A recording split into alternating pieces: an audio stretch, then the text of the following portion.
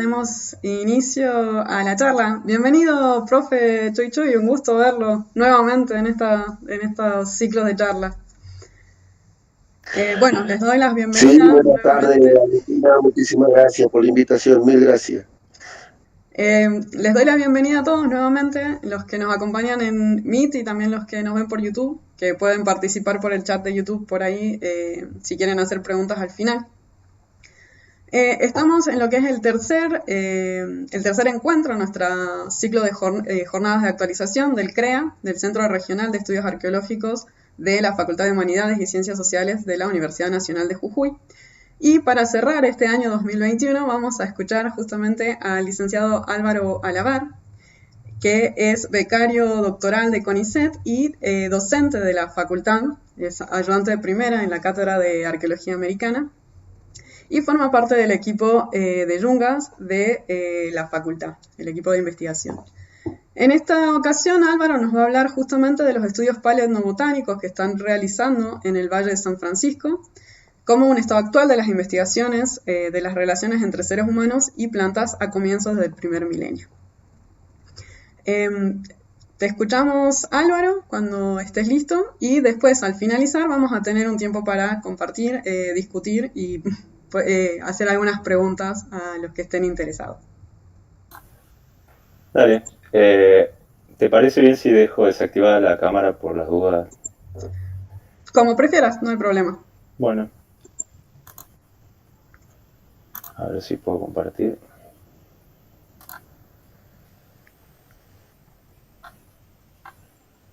Me avisan si se ve pantalla completa.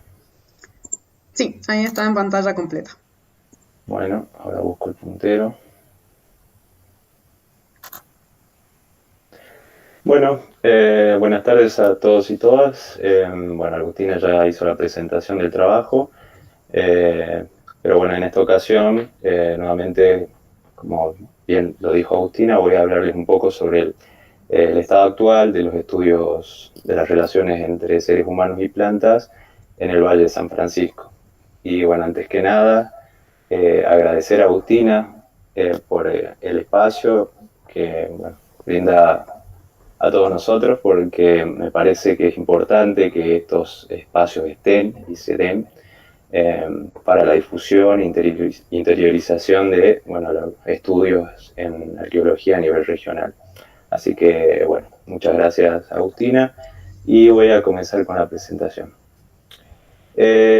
Antes que nada, me gustaría comenzar por algo que siempre destaco y que para mí es muy importante, es la parte ambiental, ecología, fitogeografía, porque en lo que son los estudios, digamos, del Oriente Jujuy, ya en las anteriores charlas habíamos hablado de lo que sería Quebrada, en realidad Puna, pero bueno, en esta ocasión vamos a ver lo que está sucediendo hacia el oriente de la provincia de Jujuy.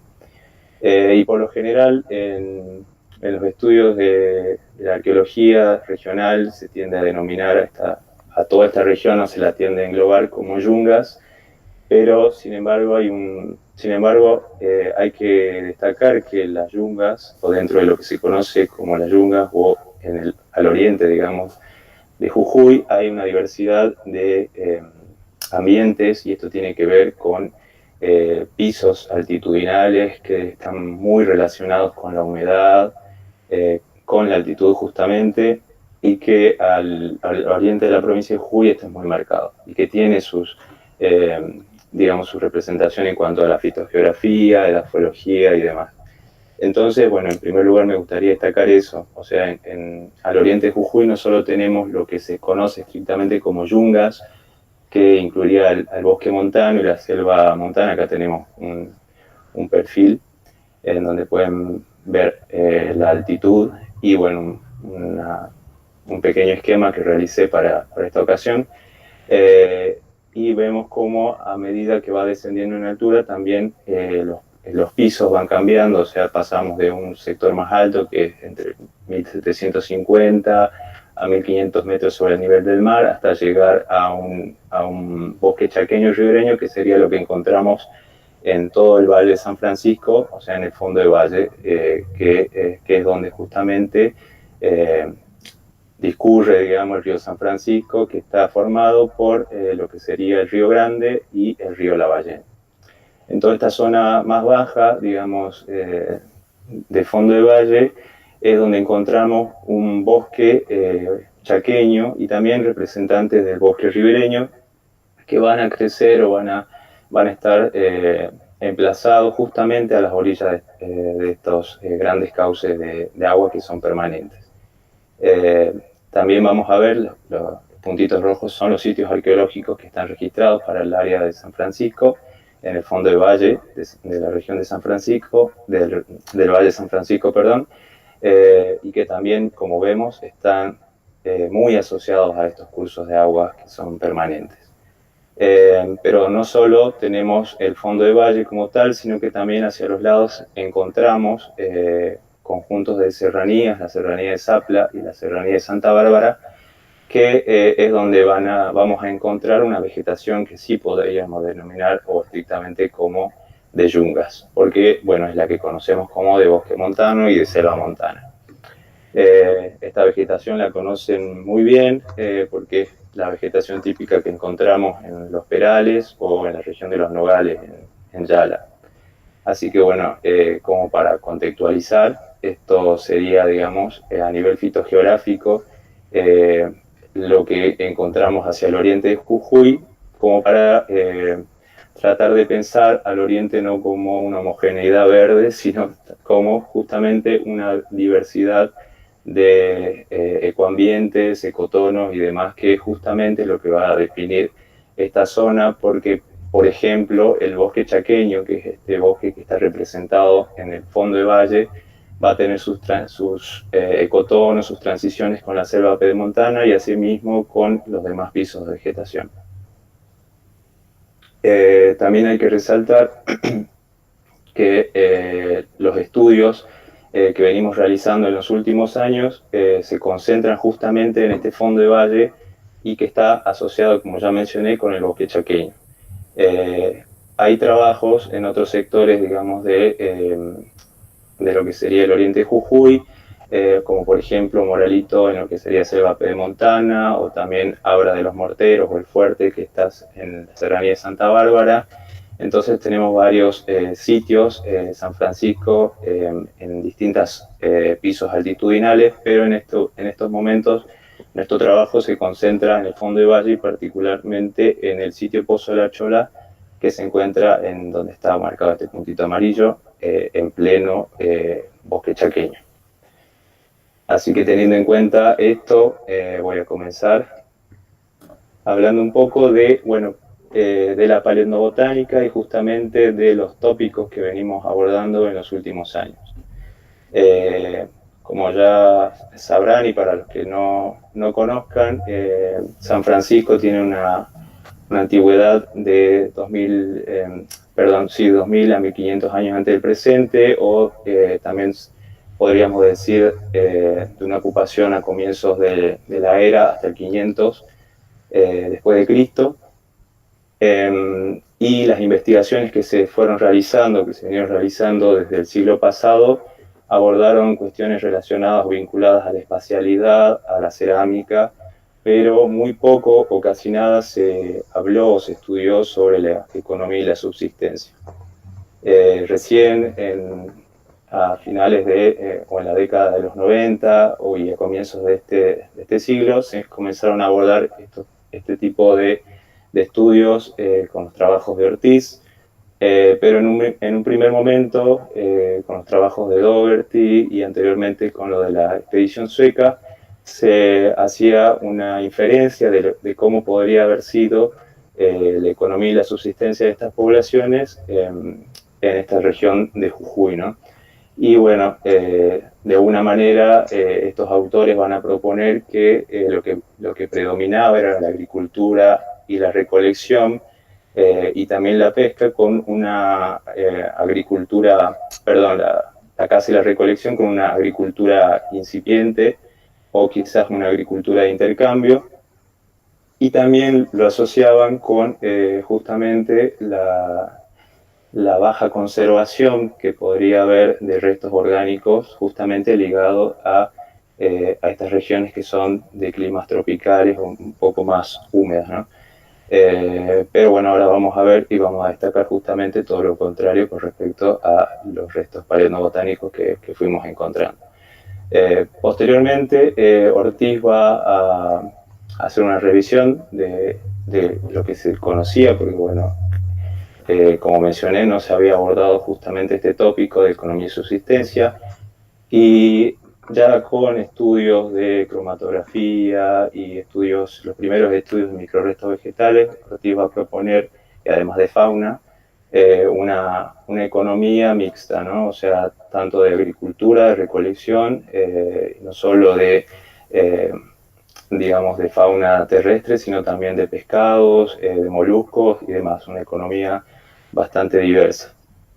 Y posteriormente, ya cuando empezamos a trabajar exclusivamente con restos carpológicos y también los restos antracológicos, que también hay que destacar, los carbones, comenzamos con todo un programa vinculado a la paleobotánica de esta región, y uno de los tópicos, digamos, con los que comencé, digamos, a estudiar las relaciones entre seres humanos y plantas fue la ecología histórica. Y dentro de eso podríamos destacar la relación entre las poblaciones humanas y su entorno vegetal, entendiendo al entorno y entendiendo la ecología histórica, digamos, como estos procesos antrópicos en donde justamente las personas inciden en el entorno, y cuáles son los registros o qué podemos nosotros de alguna manera registrar a través de la evidencia arqueológica de estos procesos de relación con el entorno. También fuimos abordando cuestiones vinculadas al paleoambiente, y también nos llevó a investigar un poco más sobre los procesos de formación del registro, no solo del registro material en general, sino también y exclusivamente del registro paleobotánico, que ya vamos a ver justamente por qué nos metimos con ese tema. Y bueno, justamente en este último tiempo, con la beca doctoral y con los cursos que estuve realizando, fui explorando otros enfoques y quizás una alternativa, digamos, a estos estudios que son centrados en los humanos o en la antropización del paisaje, para pasar a algo mucho más relacional, que incluya no solamente a estas antropización del paisaje, sino también una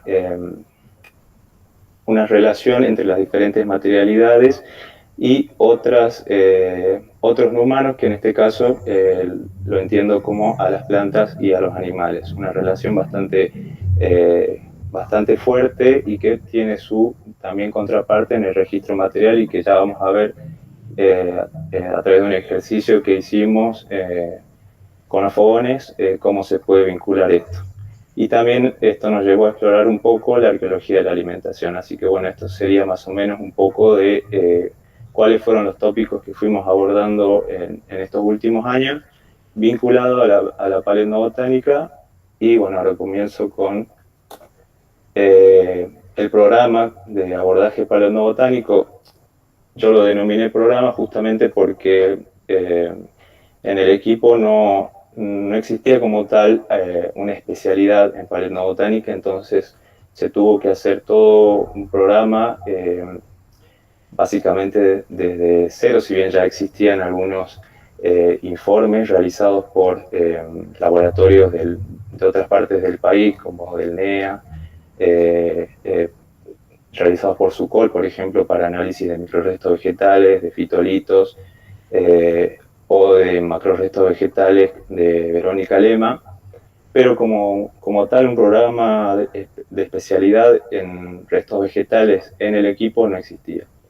Entonces primero tuvimos que hacer toda una evaluación, poner en evaluación y cuál era la factibilidad que tenía hacer paleobotánica en San Francisco, y particularmente en la región que nosotros estábamos trabajando, que que, bueno, justamente en el sitio Pozo de la Chola, y para ello tuvimos que, además de ver todos estos antecedentes que ya teníamos sobre estudios de microrestos, informes y demás, tener que en el campo evaluar cuáles podían ser las mejores técnicas de recuperación de restos botánicos, y cuáles iban a ser los registros que íbamos a utilizar, ¿no? O sea, las planillas, el tipo de técnicas, ya sea flotación, zaranda húmeda y demás.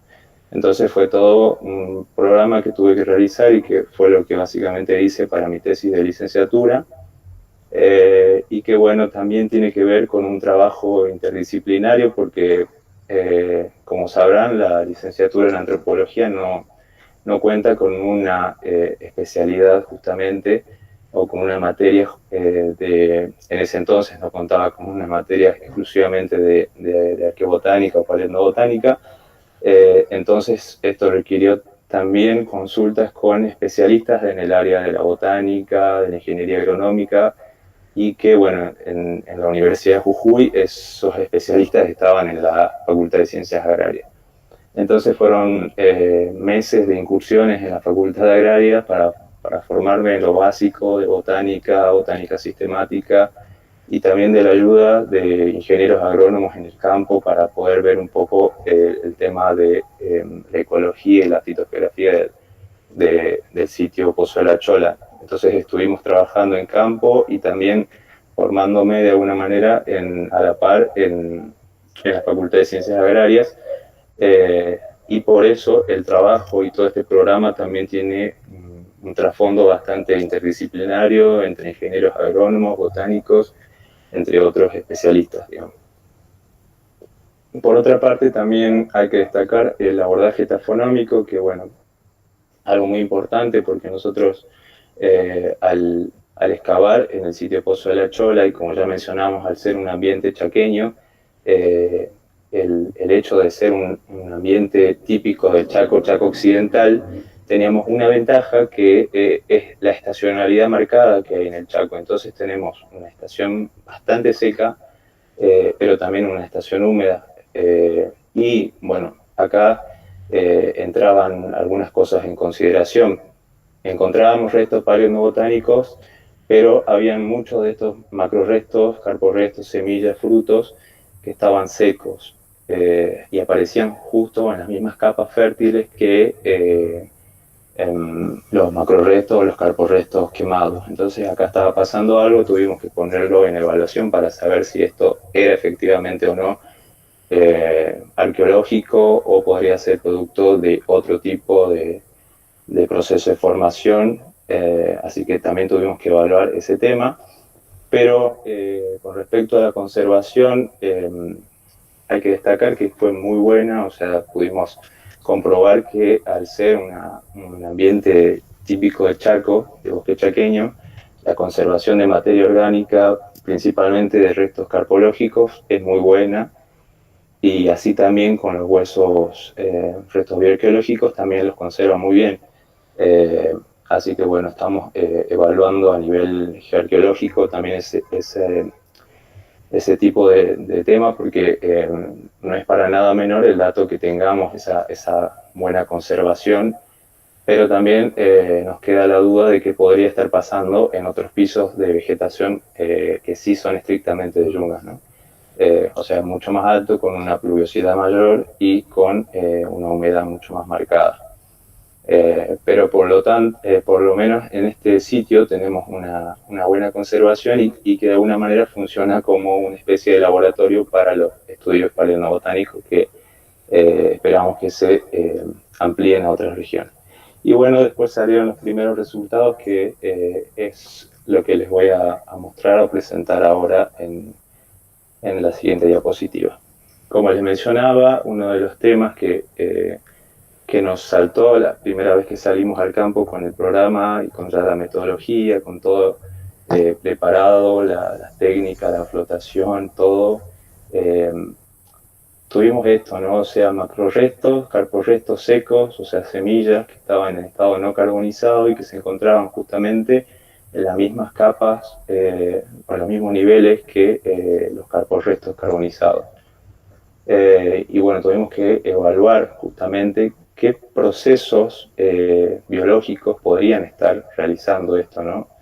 Y bueno, justamente el sitio Pozo de la Chola se encuentra, como ya mencionábamos, en pleno bosque chaqueño, y al ser un lugar o un sector del bosque, hay una gran cantidad de agentes biológicos que están haciendo o metiendo ruido en el registro arqueológico. Por ejemplo, la gran cantidad de árboles. Enseguida voy a mostrar una foto de una de unidad de excavación, la UPB, y van a poder ver cómo están las raíces en todo, digamos, en todos los niveles de excavación, y de alguna manera también muchos agentes como insectos y también roedores que pueden estar de alguna manera disturbando el registro, pero no es una disturbación que nosotros hayamos observado de movimientos de materiales,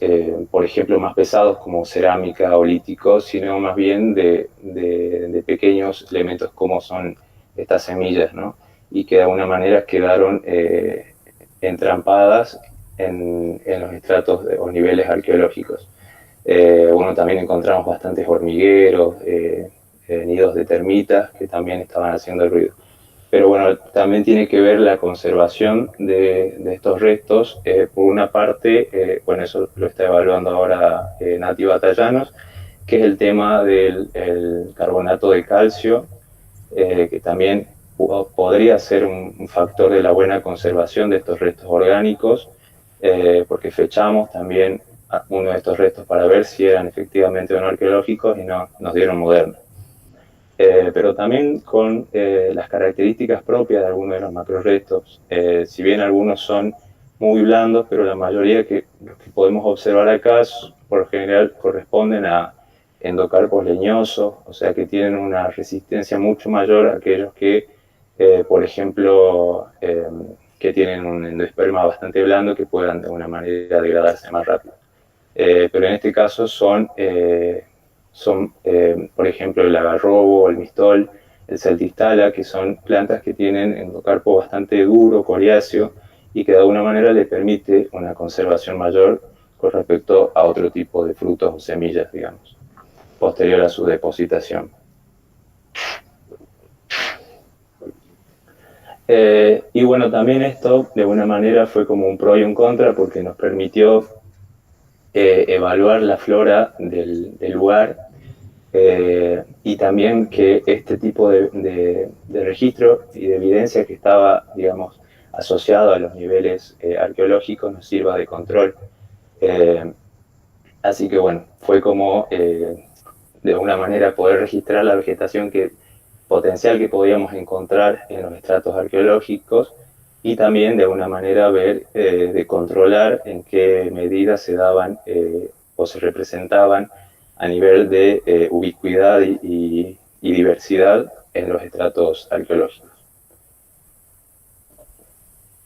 Y bueno, acá vienen los macrorestos o carporrestos carbonizados, que sí son efectivamente arqueológicos, porque bueno, fechamos uno de ellos, el de Mistol, y nos dio justamente con la misma cronología para San Francisco, y estaba asociado a un conjunto mucho mayor de carporrestos vegetales que, bueno, como pueden ver, corresponde a una gran diversidad de plantas, y en este caso nosotros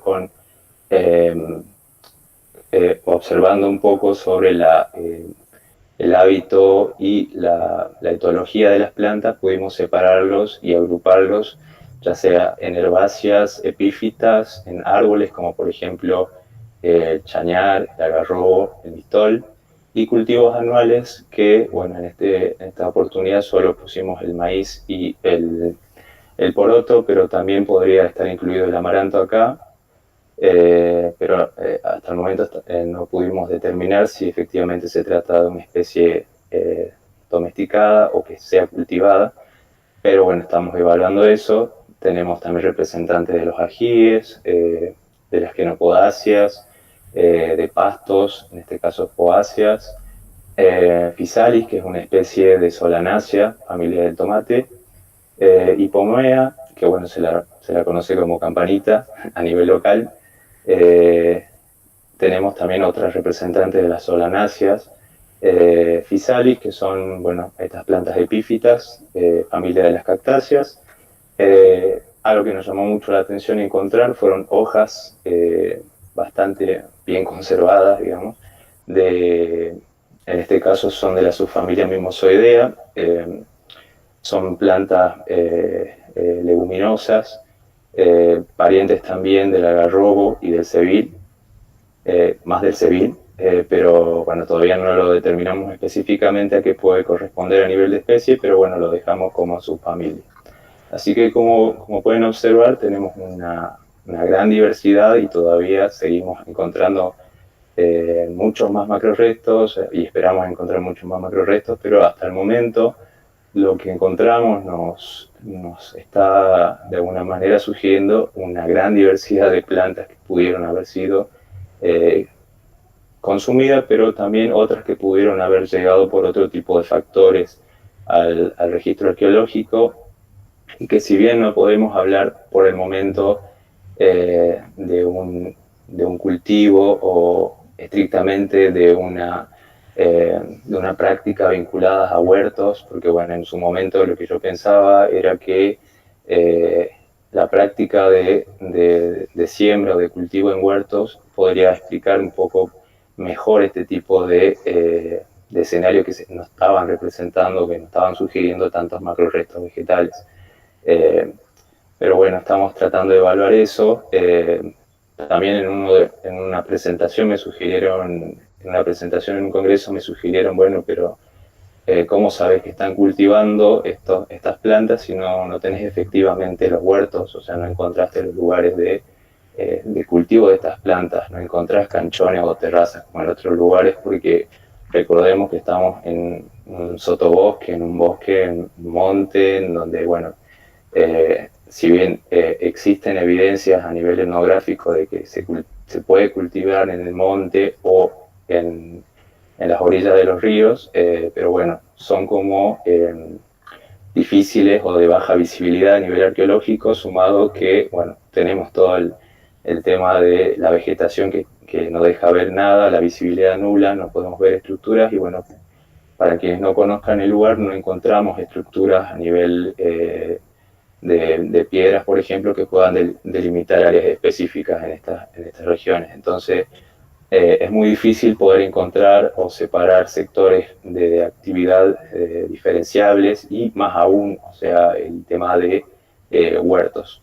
Entonces, pero de alguna manera podemos inferir que si bien no podemos encontrar los huertos, tenemos estas plantas que efectivamente pudieron haber sido cultivadas, y una gran variedad de plantas asociadas a los cultivos que se sabe que crecen como plantas colonizadoras, o en el mal término llamadas malezas, que pueden crecer y que puede ser que estén representadas, por ejemplo, con estas quenopodáceas en los pastos, por ejemplo, o algunas amarantáceas que crecen asociadas a los cultivos anuales como el maíz o el poroto.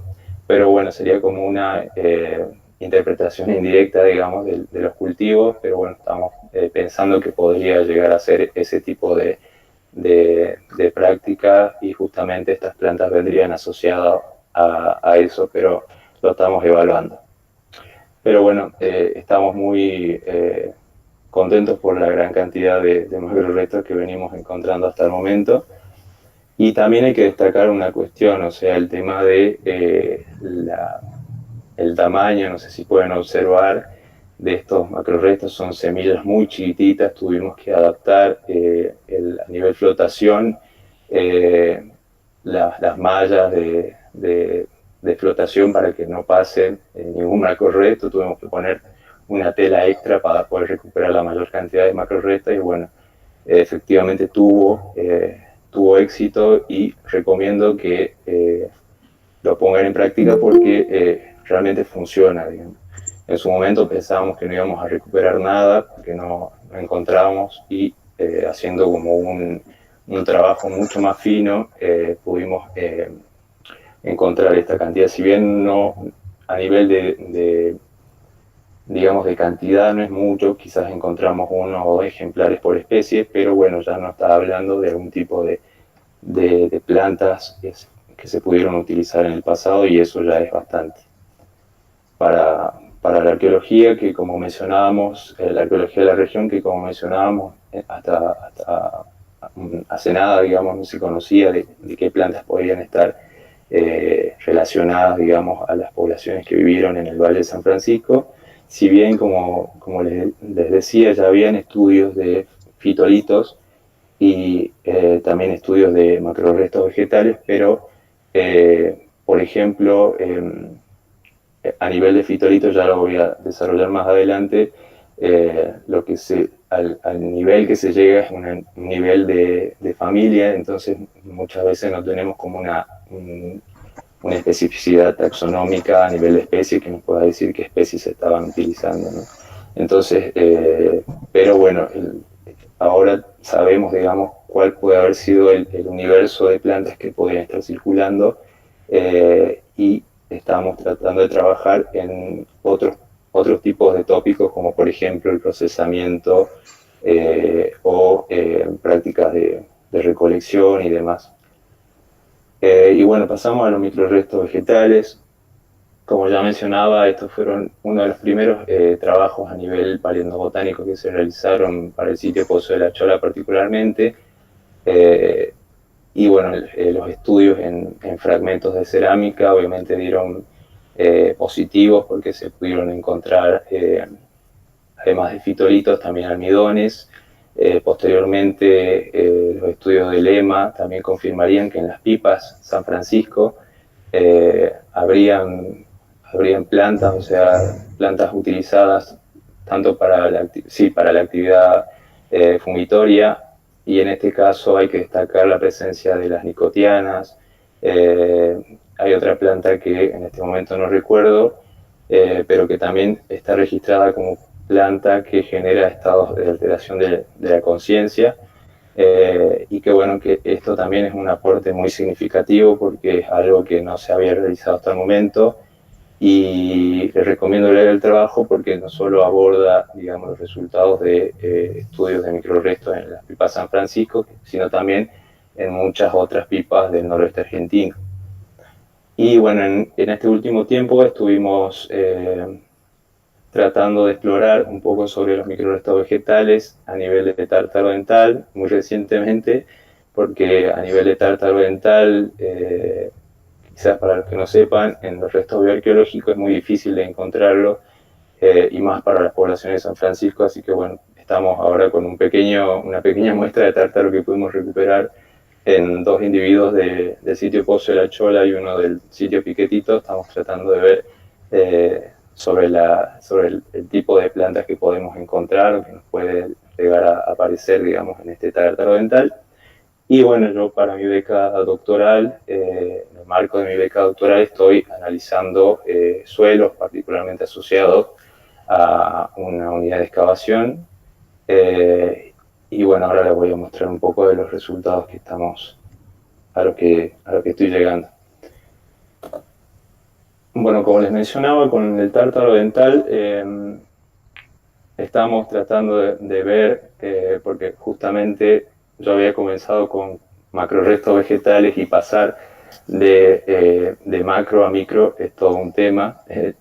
Eso lo podemos discutir después, pero bueno, sabrán que lleva todo un proceso, digamos, de hacer el ojo, no solo para el macroresto, pero más aún para el microresto, porque en el caso de los fitolitos, por ejemplo, esto ya lo sabrán, tenemos todo el tema de la redundancia y la multiplicidad, o sea que podemos encontrar un mismo morfotipo en distintas plantas, o se puede repetir, digamos, inclusive en distintos órganos de la planta. Entonces es muy difícil llegar a un nivel de especificidad que sea claro, ¿no?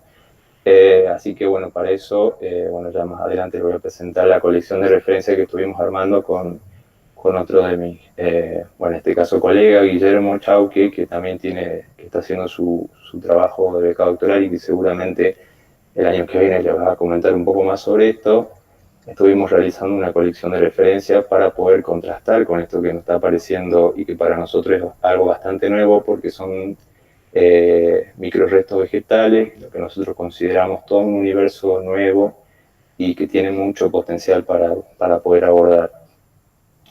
Lo bueno es que pudimos encontrar fitolitos y también encontramos almidones que hasta el momento solo lo estamos agrupando en tipos, de acuerdo a la morfología o al tamaño, para posteriormente con una colección de referencia poder saber a qué, en el caso de los almidones, se puede llegar a un nivel mucho mayor de resolución, inclusive hasta nivel de especie o de género, pero podríamos, para eso necesitamos la colección de referencia también de almidones, así que es todo un camino que también hay que recorrer con los almidones. En cuanto a los sedimentos, bueno, como les mencionaba hace un momento, yo estoy actualmente revisando digamos, una muestra de lente de ceniza de la unidad de procedencia B, que es la misma donde pudimos recuperar la mayor cantidad de macrorestos de lo que mostraba hace un momento de semillas, y particularmente en una lente de ceniza. Asociada, digamos, a la unidad de excavación. Y bueno, acá pudimos recuperar estos morfotipos que son denominados alteriformes, muy asociados o vinculados con las poáceas, las gramíneas, los pastos, estas plaquetas perforadas que algunos autores lo asocian con la familia Asterácea. Bueno, tenemos también estos morfotipos que también son asociados a las poáceas, las gramíneas, y esta placa que está acá, no sé, por ahí quizás Gaby me pueda tirar un salvavidas, pero yo estoy pensando que puede llegar a ser de alguna familia de las ciperáceas, ¿no? Y bueno, estos morfotipos globulares con espinas que son muy característicos de las palmeras, algo que nos llama mucho la atención, si bien habían sido registradas por SUCOL en algunos informes previos, ahora los encontramos asociados en contextos de ceniza y también en otros contextos. Entonces, bueno, estamos pensando que las palmeras pudieron haber estado, o sea que las poblaciones en el pasado también pudieron haber estado interactuando con palmeras, lo que no suena nada raro, porque bueno, actualmente encontramos una especie de palmera Tritrinax esquizófila, el carandillo, muy cercano al sitio Pozo La Chola, así que bueno, pensamos que podría ser de esa palmera. Igualmente con el tema de las palmeras no se puede llegar tampoco a un nivel tan específico como especie, pero bueno, sí podemos decir que estamos en presencia de palmeras. Y también otros morfotipos que, bueno, no son morfotipos en este caso, son palinomorfos. Este es el que está acá, es una espora de helecho, en realidad no es un polen, sino una espora de helecho. Y esto es un polen muy característico de las amarantáceas.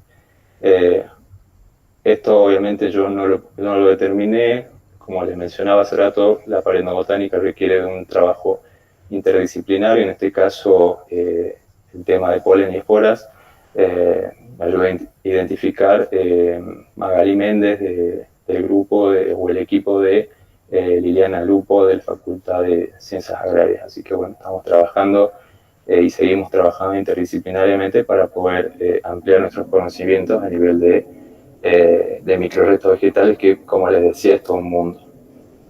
Y es todo un mundo porque justamente en perdón si se escucha un ruido de moto en el fondo. Bueno, les decía que es todo un mundo porque justamente al ser bosque chaqueño encontramos una gran diversidad de recursos y de frutos, digamos, que pueden ser potencialmente comestibles. Así que esto nos llevó a hacer una colección de referencia, no solo para la carpoteca, que sería una colección de semillas y frutos, sino también para la nueva colección que sería especializada en fitolitos. Pero bueno, los fitolitos también tienen una dificultad, un problema, que no todas, a nivel familia, no todas las familias, digamos, de plantas presentan fitolitos. Hay algunas plantas que son más propensas a generar fitolitos, en el caso de los fitolitos, silicofitolitos, y otras plantas que no, otras familias que no. Y esto ya está estudiado, se sabe que, por ejemplo, las gramíneas son una de las familias, los pastos son una de las familias que más produce fitolitos, también las hiperáceas, y también las arecáceas, que son las palmeras que encontramos, que, bueno, acá hay una imagen, también las bromelias, chaguar, por ejemplo. Pero hay muchas plantas que no tienen fitolitos, o si tienen son muy pocos y no son diagnósticos. Entonces, bueno, igual necesitábamos ponerlo en consideración y realizamos la colección de referencia igualmente para ver qué podíamos encontrar. Y bueno, encontramos no mucho, en algunos casos estuvo ausente, pero sí pudimos encontrar algunos morfotipos que, bueno, en esta ocasión no traje fotos, pero bueno, está bueno porque la colección no solo, como mencionaba hace un rato, me va a servir a mí para el estudio de suelo, sino también a Guillermo, que es otro compañero que está trabajando con restos vegetales en pasta cerámica. Entonces estamos trabajando en conjunto para poder abordar el tema de los microrestos vegetales, que nuevamente les repito, es todo un mundo. Y bueno, actualmente me volqué de alguna manera a ver una arqueología mucho más relacional, o sea, no solo las plantas en sí, o sea, no estudiar solamente la taxonomía o la economía o la subsistencia como tal, sino más bien cómo podemos observar en el registro una articulación entre todas las demás materialidades, y esto incluye no solo las plantas, sino las relaciones entre plantas y humanos, plantas y otras plantas, o plantas y animales. Esto me llama mucho la atención a mí porque justamente al haber comenzado con toda una línea o un enfoque de la ecología histórica, el tema de la ecología, la etología, del comportamiento de ya sea de plantas o animales, me llama mucho la atención. Y esto está bueno porque de alguna manera te permite, en primer lugar, descentrar, o sea, al humano como generador exclusivo, digamos, de lo que nosotros observamos en el registro, sino también de cómo pueden haber relaciones que están por detrás, digamos, de relaciones humanas, como por ejemplo relaciones entre plantas y animales, o entre plantas y plantas, digamos. Y esto es bastante interesante si pensamos en comportamientos como, por ejemplo, de estas plantas colonizadoras que justamente al haber algún disturbio antrópico, o al ver algún disturbio de algún lugar, una deforestación, una quema de un lugar determinado, cómo estas plantas o qué tipo de plantas van a colonizar esos lugares, qué tipo de plantas pueden crecer en esos lugares que están disturbados o no disturbados. Entonces, bueno, el tema de la etología, del comportamiento, me llevó a abordar esta arqueología un poco más relacional, pensando justamente este tipo de comportamiento de plantas y animales. Y también a pensar un poco en la arqueología de la alimentación, desde un enfoque más relacional.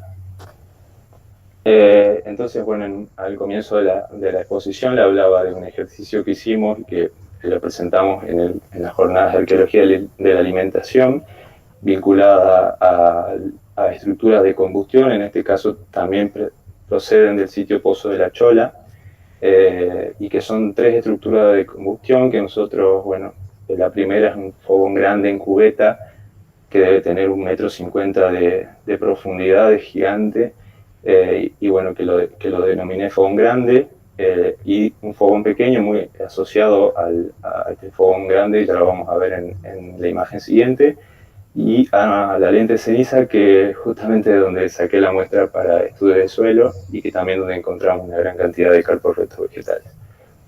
Entonces, bueno, el ejercicio era poder ver qué podíamos encontrar en el interior y hacia el exterior del fogón, pensando a las estructuras de combustión no solamente como lugares en donde nosotros, arqueólogos y arqueólogas, podemos encontrar restos vegetales y animales como lugares predilectos de conservación de estos materiales orgánicos, sino también como estructuras o como materialidades en sí mismas, ¿no? O sea, que tienen sus propios procesos, que se definen por ciertos tipos de procesos, o sea, cómo se conforma un fogón, la naturaleza misma de un fogón, qué lo define o qué lo hace un fogón, qué contiene o qué no contiene un fogón, y a su vez qué relaciones están articuladas a través o alrededor de los fogones.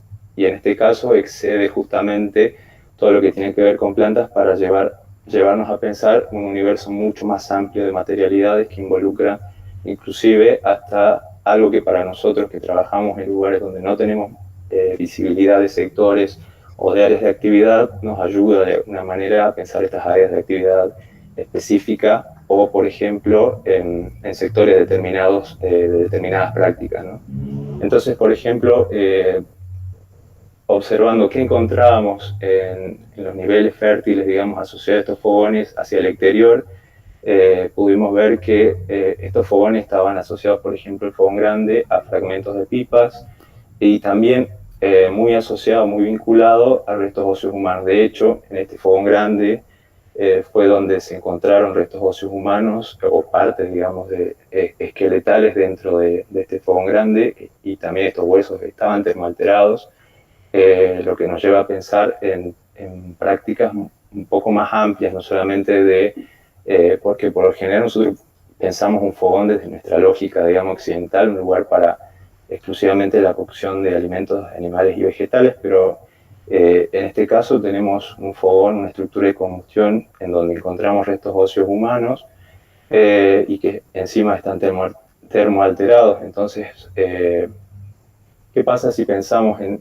estos lugares donde no solo se consume, digamos, la alimentación como consumo de alimentos vegetales y animales, sino también como lugares de transformación o transformación de estados de la materia para pasar, por ejemplo, de lo cocido o lo hervido? Entonces, es como salir un poco de la lógica de la alimentación como tal de animales y plantas para pasar a otro tipo de consumo o de transformación de los cuerpos, que eso es realmente interesante porque nos lleva a pensar en prácticas y en lugares exclusivos para este tipo de prácticas, que en este caso, como mencionaba, está asociado a lugares de entierro y partes del cuerpo específicas, digamos, que se están conservando dentro de estos focones. Y a su vez también asociadas con árboles, esto lo sabemos por el estudio de carbones, el estudio antropológico que nos demuestra que en este fogón estaban representadas estas especies, quebracho, sauce, Cercidium praecox, y que también asociadas a pipas, como mencionábamos hace un momento. Y bueno, al lado, bueno, yo ahora voy a mostrar la imagen para que se entienda un poco más, porque si no parece una ensalada, pero justamente esa es la lógica de pensar en estos ensambles y enriedos, que la materialidad está íntimamente enraizada y ensamblada, porque, bueno, vamos a ver en esta imagen, por ejemplo, que este es el fogón grande que mostraba hace un momento, donde encontramos las partes esqueletales de huesos humanos, y muy cerca encontramos este fogón pequeño en donde encontramos toda esta gran cantidad de plantas, de carporrestos, de semillas, y también encontramos a la vuelta la asociación de pipas, digamos, pipas cerámicas, entierros primarios, acá un entierro donde tenía una pipa de piedra en la mano, y en este fogón es donde, bueno, encontramos la semilla de nicotiana, digamos. Entonces, este contexto nos lleva a pensar en no solamente un lugar, digamos, como de consumo de plantas, sino que también era un sector mucho más vinculado a algo mucho más diverso, ¿no? No solo un sector de alimentación como tal, sino también no quiero hablar de ritual, pero sí un lugar donde se daban otro tipo de relaciones, quizás con que tienen que ver con la memoria, con la relación con los difuntos, y que, bueno, nos lleva a pensar también en prácticas vinculadas a la comensalidad, que es algo que también es un tema bastante interesante para abordar. Y como les mencionaba también hace un rato, que también nos lleva a pensar en estos lugares o sectores intrasitios dentro de un sector de excavación o un lugar, o en este caso en este sitio arqueológico, en donde no tenemos visibilidad de ninguna estructura, de ninguna unidad de residencia específica como tal, demarcada por piedras ni nada por el estilo. Así que bueno, estas son las inferencias que estamos haciendo de acuerdo a la evidencia material. Y por otro lado, esta la había puesto al revés, esta lente de ceniza, que era la que mostraba hace un momento, donde pudimos sacar la muestra para análisis de fitolitos y de otros microrestos, en donde también encontramos una gran cantidad de macrorestos, y esto está bueno porque encontramos los macrorestos en piso de excavación, entonces nosotros podemos asociar cómo pudo haber habido una actividad de limpieza de esta estructura de combustión, y cómo se fueron desparramando los macrorestos, y bueno, no solo macrorestos, sino también fauna que está termoalterada y quemada y que se desparramó por toda esta zona y unidad de excavación. Y bueno, las pelotitas verdes indican la frecuencia, ¿no?, con la que aparecen en las unidades de excavación. Y esto está bueno porque acá sí no encontramos evidencia de pipas, o sea, sí encontramos fragmentos, pero no encontramos estos sectores asociados a inhumaciones, por ejemplo, por lo que pensamos que este sector podría haber sido un sector de actividad doméstica, pero diferenciado de aquel otro sector que veíamos hace un momento, que tenía todo otro tipo de materialidades asociadas en el registro arqueológico. Y bueno, algunas, para cerrar y para que no sea muy largo, bueno, algunos desafíos e incógnitas que bueno, todavía estamos tratando de abordar, que son, bueno, ¿dónde están los huertos? Que era justamente con lo que comenzamos la exposición, o sea, estamos pensando de alguna manera o qué conceptos tenemos de jardines o huertos, con qué nos estamos manejando, o sea, y cuáles son las expectativas que podemos encontrar o qué podemos hacer o estudios realizar para poder llegar a encontrar estos lugares donde se cultivaban las plantas que estamos viendo en el registro. Bueno, ¿por qué no encontramos carporrestos o frutos de otros pisos? Esto también es algo que me llamó la atención. ¿Por qué no encontramos, por ejemplo, nueces, que son, bueno, las nueces, digamos, criollas nativas de acá de la selva y el bosque montano, por ejemplo, Julas australis, o Carica quercifolia, que es el sacha higo, o Solanum betaceum, que es el tomate de árbol, el bien conocido chilto. ¿Por qué no estamos encontrando estos frutos si, bueno, son recursos propios de las yungas y que están muy cerca, digamos, de los sitios en donde trabajamos?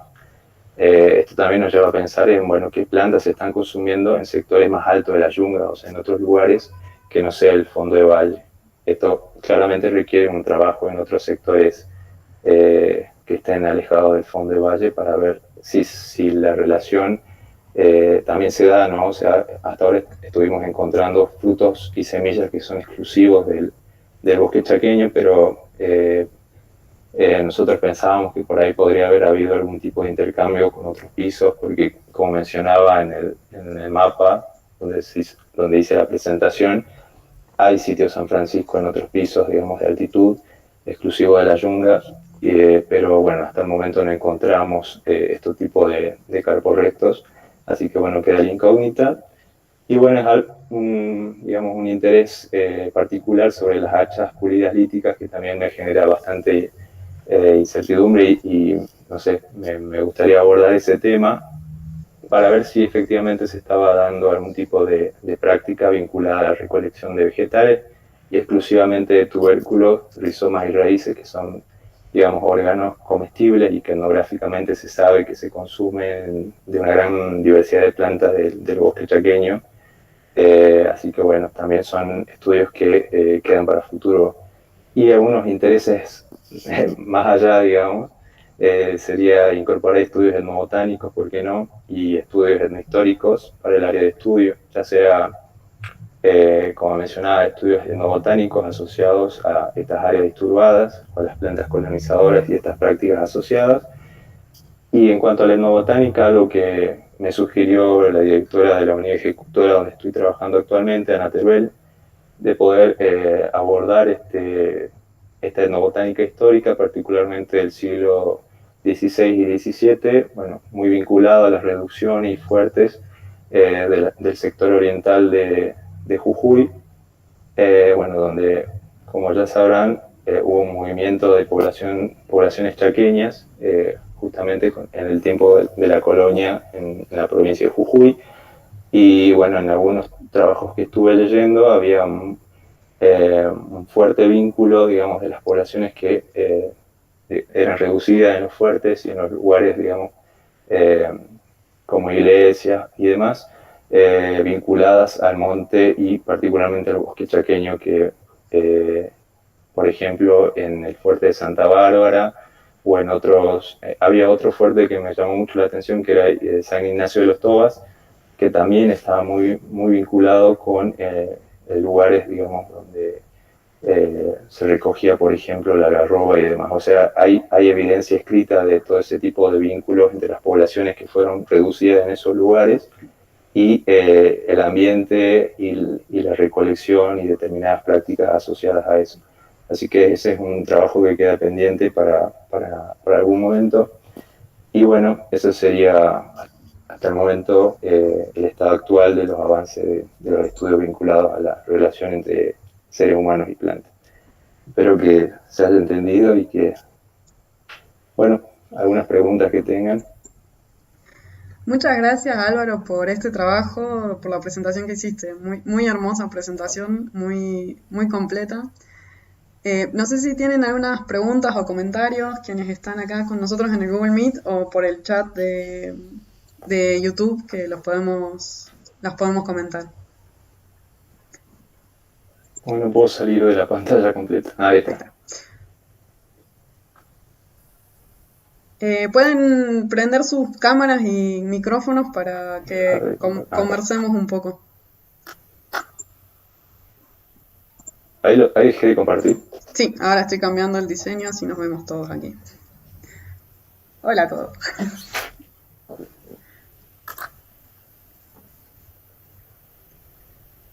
Bueno, yo tengo un comentario, porque en realidad te iba a hacer la pregunta y justo al final lo respondiste. Y es el tema de que no hay una presencia de plantas de otras zonas del sector oriental, o sea, solamente del bosque chaqueño. Eso es sumamente interesante pensando en la gran ocupación de distintos ambientes que hicieron las poblaciones de San Francisco, ¿no? Sí, la verdad que a nosotros también nos llama mucho la atención pensando que, por ejemplo, la nuez criolla, el Junglas australis, tiene un endocarpo bastante duro, digamos, deberíamos poder encontrar ese tipo de recursos en estos sectores, pero bueno, no, hasta el momento no lo encontramos. Así que pensamos que por ahí puede estar circunscrito a otras regiones del bosque montano o selva montana. Como les mencionaba, son estudios paleobotánicos que estamos realizando como un laboratorio en el sitio Pozo de la Chola y que tenemos pensado ampliar a otros sectores del sector oriental de Jujuy y que estamos seguros que vamos a encontrar algo. Sí. Súper interesante, la verdad, es para pensar un poco qué está pasando, lo que estaba pasando. Sí, y qué está pasando también porque como les mencionaba, el tema de los procesos de formación y demás siguen actuando y nos generan bastante, como les decía, nos generan bastante problemas, pero también nos dan en qué pensar, o sea, que justamente el registro arqueológico no es nada estático y sigue durante el tiempo modificándose por distintos procesos, ya sean agentes biológicos, antrópicos. De hecho, el sitio Pozo de la Chola tiene una historia de puesteros viviendo cerca de aproximadamente 50 años y bueno, la gente se dedica a una agricultura y ganadería a pequeña escala y bueno, encontramos, o sea, la gente sigue conviviendo con el registro material, los animales siguen pasando por el lugar, entonces hay un fuerte dinamismo, ya sea a nivel antrópico y otros procesos biológicos que están interactuando constantemente con la materialidad. Así que bueno. Es excelente. Me gustó mucho el esquema ese del enriedo, que está muy interesante. Gabriela Musovach me dice que tiene un comentario, así que si querés prender el micrófono, Gaby, te escuchamos. Hola, ¿cómo están? Disculpen que no prenda la cámara. No hay problema. Álvaro, bueno, primero quería, como siempre, felicitarte por cómo estás trabajando, encarando la investigación. El comentario tenía que ver con esto que vos comentaste al principio de lo que es definir el programa. Me parece súper valioso. Quería destacar, digamos, ese primer paso inicial que hiciste a nivel metodológico, en donde te permitió, digamos, ordenar lo hecho por otros investigadores, como bien vos dijiste, que no formaban parte del equipo, sino que habían realizado como estudios ad hoc, y que te permitió a vos como tomarlos como antecedentes, pero desde tu visión, con tus objetivos. Sí, disculpen las intervenciones Ella también opina. Sí. Y en base a esto, mi pregunta comentario es, ¿cuál crees vos que es el principal aporte que va a brindar tu tesis con respecto a la cuestión metodológica? Considerando esto que vos decías, de que luchabas contra esto de la preservación de este tipo de registro en este tipo de ambiente, y bueno, y cómo te ves a futuro, digamos, de todas esas vías que empezaste a desarrollar, ¿con cuáles te ves más focalizando? Es buena la pregunta, la verdad que sí me pregunté lo mismo, porque como les mencionaba, el lugar es un lugar particular, o sea, un ambiente particular a nivel fitogeográfico y edafológico también, como también mencionaba el tema de, bueno, todo el tema del carbonato de calcio y todo cómo se forman los suelos y demás, o sea que no podemos llevar la misma situación a otros sitios, San Francisco, por ejemplo, que pueden tener otro tipo de formación de registro, como en lugares más lluviosos, más húmedos de la yunga estricta, por ejemplo. Así que me parece que a nivel o de sitios que están en este tipo de ambientes, como por ejemplo Chaco Occidental, no sé, desconozco otros trabajos a nivel regional, por ejemplo en el Chaco salteño o en el propio Chaco, que se estén llevando a cabo, pero me imagino que puede servir de ayuda o aporte metodológico para esos estudios en donde se tiene, si bien no podemos decir la misma situación a nivel estratigráfico, pero quizás pueda servir como un estudio de antecedente para esos lugares, ¿no? Porque sé que se están comenzando a trabajar, por ejemplo, en Santiago del Estero a nivel de paleobotánica, pero después desconozco en otros lugares que se estén realizando este tipo de trabajos. Ya si pensamos más en el litoral, tienen otro tipo de chaco, es un chaco más húmedo, entonces tienen otro tipo de registro, otra situación a nivel estratigráfico, entonces me parece que por lo menos para lo que sería el fondo de valle o el Chaco occidental, Chaco seco, de alguna manera esta metodología de articular tanto trabajos de carporrestos vegetales como microrestos sería de buena utilidad, y también evaluar no solo, o sea, no inferir que lo que se encuentra en el registro arqueológico, por ejemplo, estos frutos secos que mencionaba hace un momento, sean arqueológicos, sino que tratar de evaluarlos también, o sea, me parece que eso también sería un aporte valioso, porque en muchos lugares, por ejemplo en Amazonía, a estos macrorestos o carporrestos que se encuentran en estado seco, directamente están asociados digamos, a la arqueología, y no había leído hasta el momento que se pongan en cuestión todos estos procesos de formación que pueden estar metiendo ruido en el registro arqueológico. Así que me parece que es muy importante que ese tipo de evaluaciones estén, digamos, para no cometer de alguna manera errores o poder ampliar, digamos, el conocimiento que se tiene a nivel estratigráfico y poder tener una certeza de lo que uno está encontrando es realmente arqueológico. Y bueno, justamente el tema del flechado también, que es algo que te da la certeza, ¿no? de que sea o no arqueológico. pero bueno, que no quede solo en el tema de fechado y demás, sino que también se pongan en cuestión otro tipo de estudios, y que también, y esto también es lindo y me parece importante y valioso porque abre el estudio a algo mucho más interdisciplinario. No solo queda a nivel arqueológico, sino también incorporan geólogos, ingenieros forestales, botánicos y demás, así que me parece que es un lindo aporte.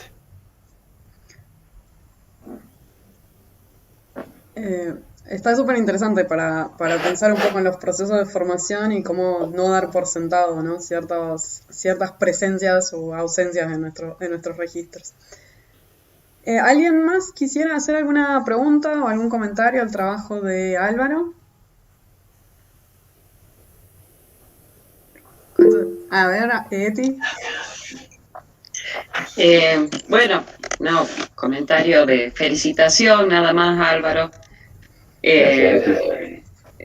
La verdad que es muy bueno como tu sistematización, y a mí me gusta mucho para poder entender los procesos de formación primero y después para poder identificarlos en el campo. La verdad que siempre me sorprende y siempre me alegra tu sistematicidad y creatividad, digamos, para ordenar los métodos de poder discriminar estas cosas. Y bueno, felicitaciones, siempre es un gusto escucharte y leerte, así que aprendemos muchísimo con lo que estás explicando.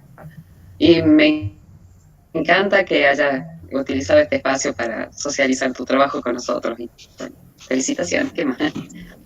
Gracias, Eli.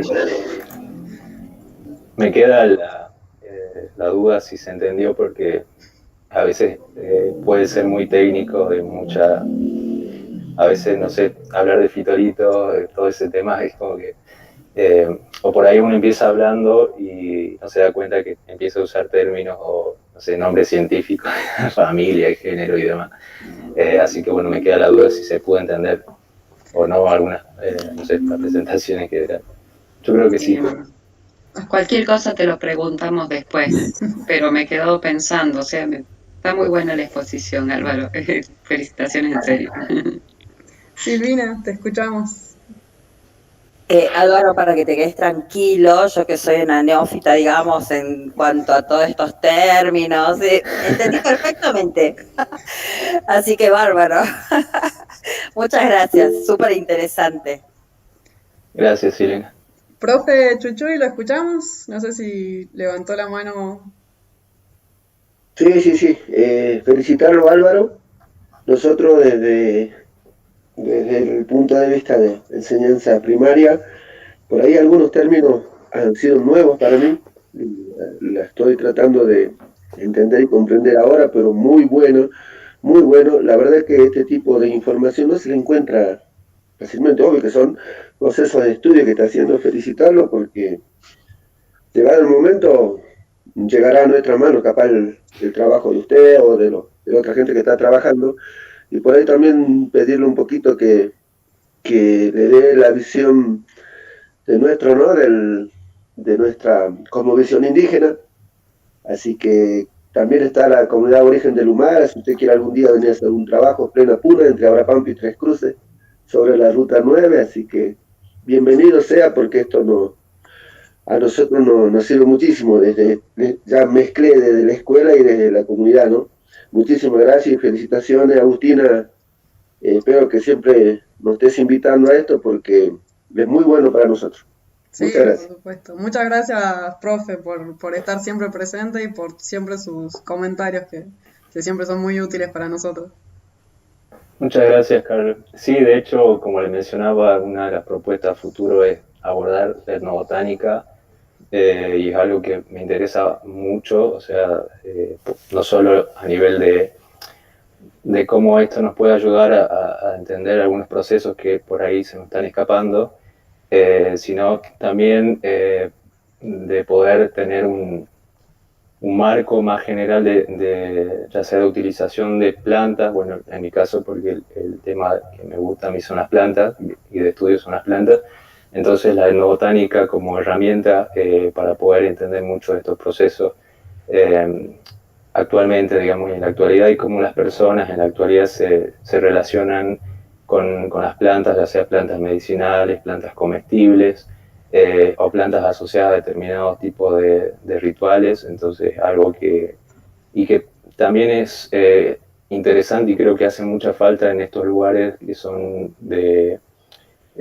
bosque chaqueño o en el sector oriental en general, porque son contados los investigadores que trabajan a nivel etnobotánico en la región oriental, y que no hay tampoco tantos trabajos entonces a nivel de plantas y etnobotánica. Así que es una de las deudas que tengo pendiente y me gustaría abordarla. Pero bueno, muchas gracias, Carlos. Te comento que por YouTube nos dicen que María Fernanda Paz te felicita, muy buena presentación, y Alejandra Araya Godoy desde Chile Arica te felicita, muy documentada la exposición, y dice que se entendió cabalmente, que él es del ámbito de la salud mental, pero logró entender claramente cada aspecto, así que para que te quedes más tranquilo. Dale, gracias.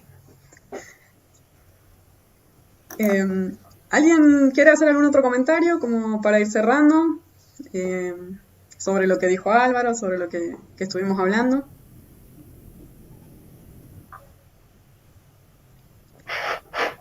Bueno, entonces, si les parece, podemos ir cerrando este encuentro.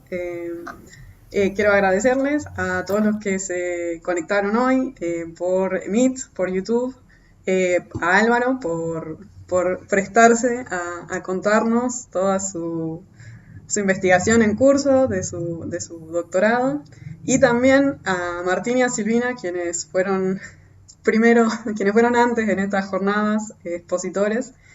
Y bueno, espero que les haya interesado la propuesta de estas jornadas de actualización, que nos podamos seguir sumando, compartiendo y discutiendo nuestros temas de trabajo entre nosotros, con personas de distintas disciplinas, de distintos ámbitos, como el profe Carlos Chuchuy, que siempre nos acompaña y a quien le agradezco ampliamente. Y esperamos continuar este ciclo en el 2022, así que bueno, quienes todavía no hablaron están invitados a presentar sus exposiciones el año que viene, así vamos conociendo un poco más de lo que están trabajando actualmente. Bueno, muchísimas gracias, muy feliz año y bueno, muchas felices fiestas, muchas felicidades y felices fiestas. Nos estaremos viendo pronto, que cierren bien el año. Saludos. Gracias, saludos. Saludos, felices fiestas. Aplausos para Alvarito. Sí, muchos aplausos.